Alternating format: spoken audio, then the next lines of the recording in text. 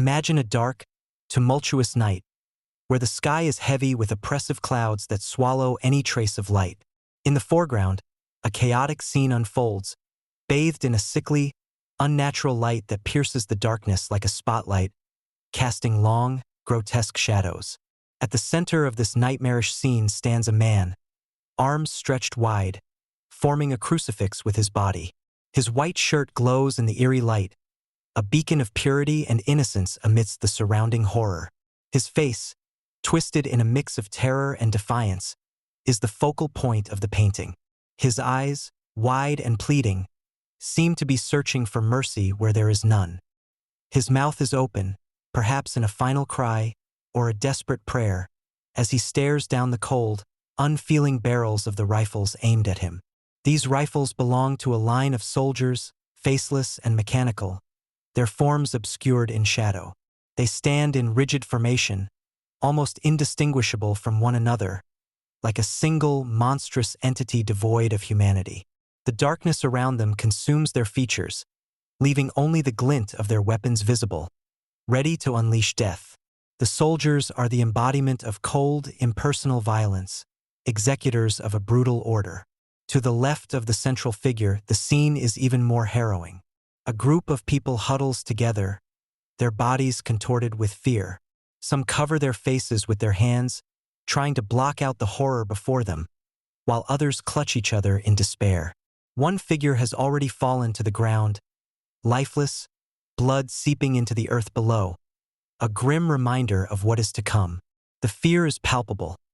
It hangs in the air like a thick fog, suffocating and relentless. The ground beneath them is rough and uneven, littered with stones and debris, a barren, unforgiving landscape that offers no comfort. There is a sense of finality, of inescapable doom, as if the earth itself is complicit in the tragedy unfolding above it.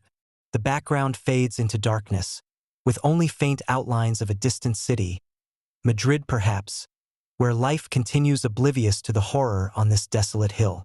The light that illuminates the scene comes from a large, crude lantern placed on the ground to the right. Its light is harsh, casting deep, jagged shadows that exaggerate the anguish on the faces of the victims.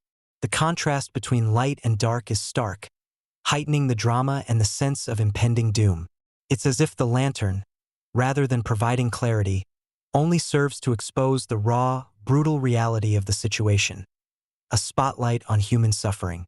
The overall composition of the painting creates a sense of claustrophobia and despair.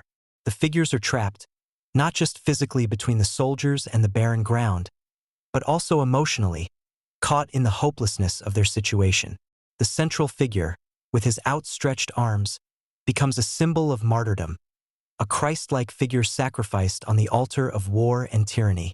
His stark white shirt, stained with the blood of those already fallen, becomes a symbol of innocence destroyed by the cruelty of men. The painting is a powerful condemnation of violence and oppression, capturing the very moment when humanity is stripped away, leaving behind only raw, visceral fear and suffering. It speaks to the darkest aspects of human nature, the capacity for cruelty, the cold indifference of those who wield power, and the helplessness of those caught in the machinery of war.